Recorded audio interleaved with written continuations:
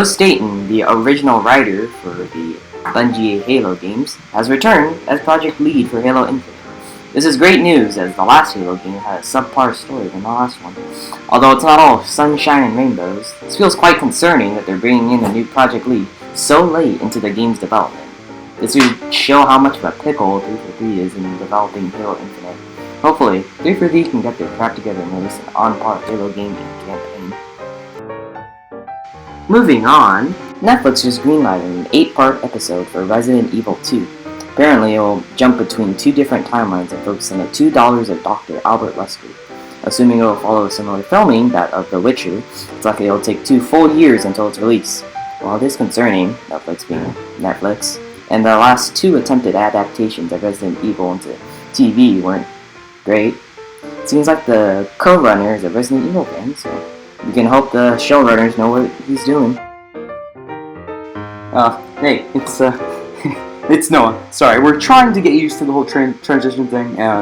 In fact, we're trying to get to the whole YouTube thing entirely. So hear us out while we work the quirks out and get a little more used to everything.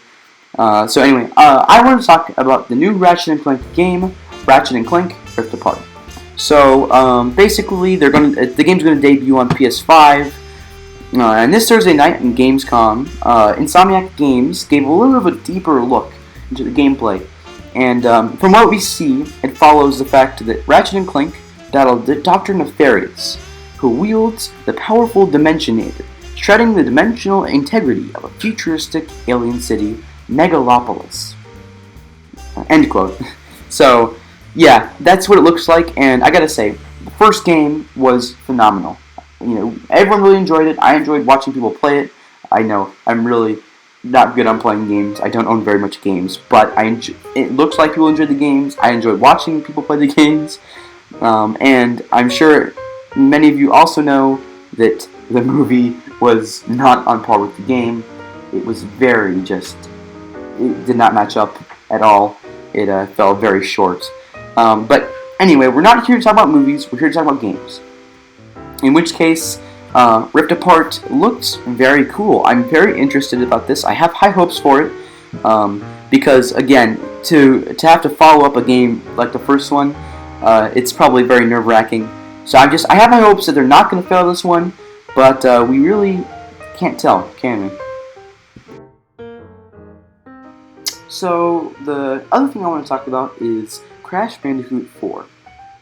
Now, I want to talk about this because I just really enjoy Crash Bandicoot games.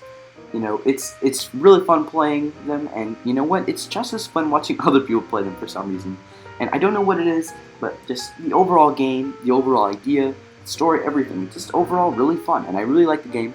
So I want to talk about this because like I said, I'm excited for it, and I'm honestly, I'm very partial to the game. So I want to read off this article to you. It's from GameCrate.com by Quibian Salazar Moreno, and it reads, Crash Bandicoot Warped was released way back in 1998. It seemingly was the final game for the Crash Bandicoot trilogy. But with the recent resurgence of popularity to Crash, and thanks to Activision releasing remastered and remade versions of the original trilogy, it looks like Crash's story will continue. In the trailer premiere, Activision announced Crash Bandicoot 4, It's About Time, an official sequel to the original trilogy, is launching on October 2nd, 2020 for Xbox One and PlayStation 4.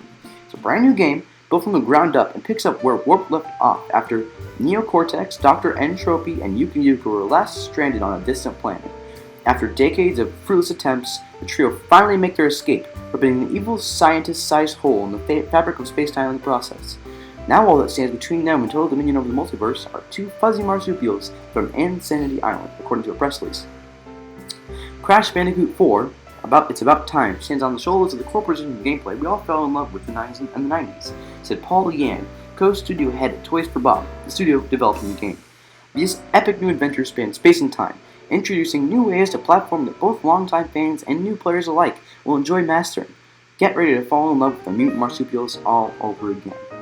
And I gotta say, I'm really hoping that the game moves up to those words because, I'm definitely a hardcore Crash Bandicoot fan. I mean, the game was great, and the game's great, and what it looks like, it's gonna be like this kind of Ghostbuster situation. And by that, to explain, we had the first two movies back way when, back way when, that's a sentence. Back, back when. And then recently in 2016 we had the Ghostbusters 3, which didn't really relate to the story, and now we're actually finally getting an official third, a third movie that actually relates to the story of the first two.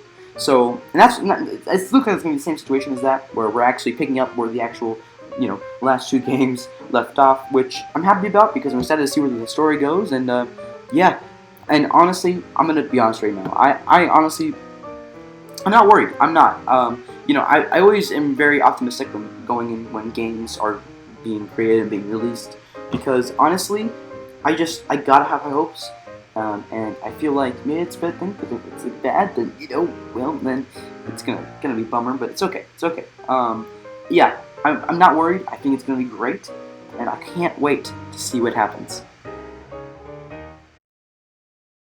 Hey guys, thank you so much for watching, and thank you for bearing with us with our technical difficulties while we still set up and still get a little better at the editing process, and yeah.